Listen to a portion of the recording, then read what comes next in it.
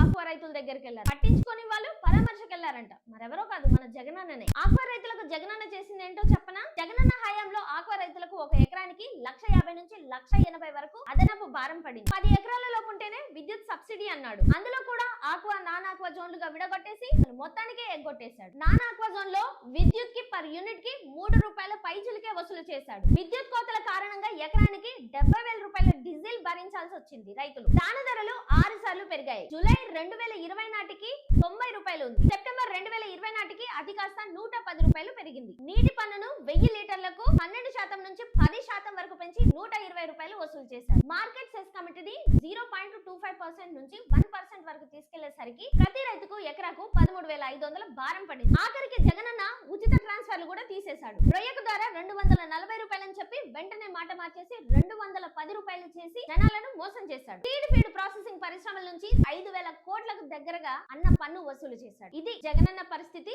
Aqua రైతుల విషయంలో. మీరేమంటారో comment చేయండి.